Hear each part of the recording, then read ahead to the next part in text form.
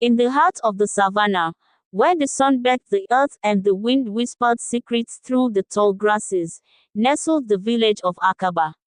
Life in Akaba followed the rhythm of the seasons, the planting, the harvest, the vibrant dances under the watchful gaze of the moon. But amidst this tapestry of life, there lived Elora, a young woman whose spirit soared beyond the dusty plains of her birth. Elora possessed a mind as sharp as the obsidian blades used for hunting. While other maidens dreamt of marriage and children, Elora found solace in the whispers of the wind, the wisdom of the ancient baobab trees, and the intricate dance of the stars. She spent hours observing the ants, their tireless efforts a source of endless fascination, deciphering the intricate patterns of their society. She questioned the legends passed down through generations, seeking truth beyond the familiar stories. Her thirst for knowledge, her independence of spirit, marked her as an anomaly in Akaba. The young men, accustomed to docile wives who tended the fields and bore children, found her intimidating. Too sharp, too curious, they muttered, their eyes filled with apprehension. She'll bring bad luck to any man who dares to wed her. Thus, Elora was labeled a spinster, a word that carried the weight of societal disapproval. Loneliness, however, did not diminish her spirit. She found solace in the company of the village elders, gleaning wisdom from their weathered faces and ancient tales. She became a healer, her knowledge of herbs and remedies surpassing even the most experienced medicine women. Her reputation grew, not for her desirability as a wife, but for her uncanny ability to mend broken bones and soothe troubled souls. One day, a spectacle unlike any Akaba had ever witnessed unfolded. A group of strangers, their skin the color of polished jade, arrived in the village. They spoke a language that sounded like the chirping of crickets, dressed in clothes that shimmered like the scales of a fish, and moved with a grace that mirrored the dance of the rain. The villagers, a mix of fear and curiosity, watched from a distance as these sky people, as they were soon called, set up camp on the outskirts of the village. Elora, her curiosity piqued, ventured closer. She observed them with a keen eye, fascinated by their technology, strange contraptions that hummed and glowed, their movement defying gravity. One of the sky people, a young man with eyes like polished obsidian and a smile that could melt the coldest heart, caught her attention. His name, she learned, was Gino. Gino, the leader of the group, was equally captivated by Elora.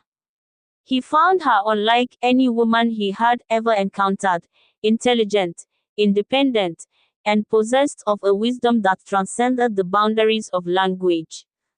They communicated through gestures, smiles, and the universal language of the heart. They spent hours together, Gino sharing stories of his distant land, a world of towering cities that scrapped the clouds and oceans that shimmered like silver. Elora, in turn, regaled him with tales of the savannah, the wisdom of the ancestors, and the magic that resided in every living thing. News of their growing friendship spread through the village like wildfire.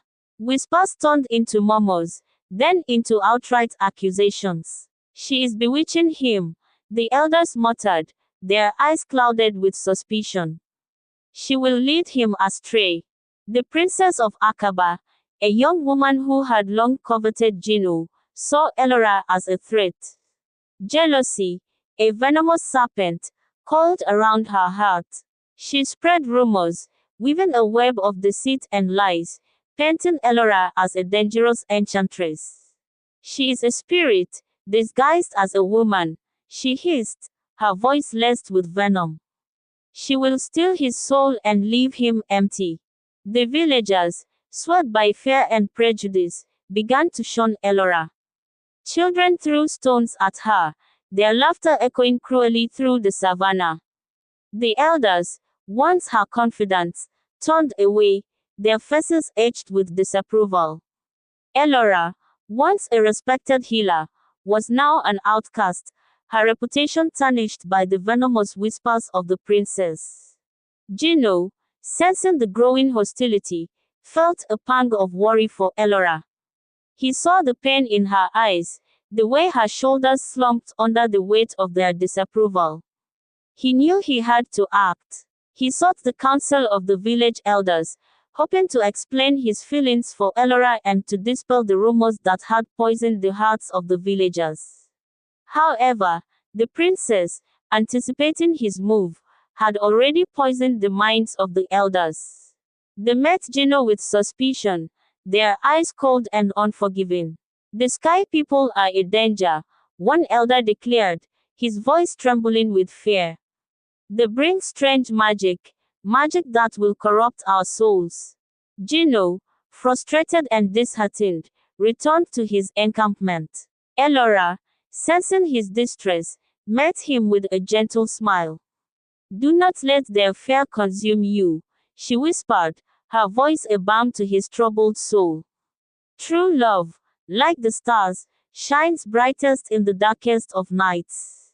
Inspired by her words, Gino decided to defy the villagers. He knew that he could not force them to accept Elora, but he could show them the beauty of their love. He organized a feast for the entire village, inviting everyone to share in the bounty of his people. He presented them with gifts, tools that would ease their labor, medicines that would heal their ailments, and seeds that would yield bountiful harvests. The villagers, initially hesitant, were slowly drawn to the sky people's generosity.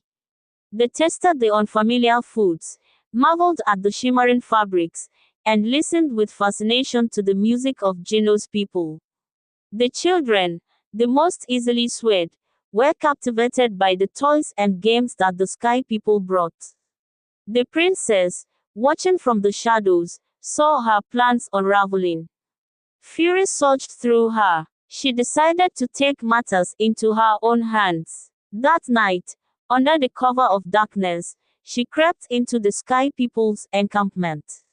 She tampered with the controls of their aircraft, the very vessel that was to carry them away from Aqaba. The next morning, as the villagers gathered for the final feast, Gino prepared the aircraft for departure. He activated the controls, but the aircraft remained stubbornly grounded. Panic surged through him. He frantically checked the controls, but to no avail. The princess, watching from a nearby thicket, smirked. Her plan had worked. Gino and Elora would be trapped in Aqaba, forever at the mercy of the villagers. News of the malfunction spread through the village like wildfire. The villagers, once hesitant, now turned against the sky people. Accusations flew. They were cursed, they were evil, they were a threat to the very existence of Aqaba. Gino, heartbroken and humiliated, felt the weight of their disapproval. Elora, however, remained steadfast. She refused to give up hope. Using her knowledge of the savannah, she began to investigate the malfunction. She meticulously examined the aircraft, following the trail of subtle tampering. Finally, she discovered the princess's act of sabotage. Rage surged through her. She confronted the princess, exposing her treachery before the entire village. The princess, caught in her own web of deceit, was speechless. The villagers, horrified by the princess's actions, turned on her. They banished her from Aqaba, stripping her of her title and her privileges. With the obstacle removed, Gino was able to repair the aircraft. As the sky people prepared for their departure, the villagers gathered to bid them farewell. This time, their farewells were tinged with regret and a newfound respect for the sky people.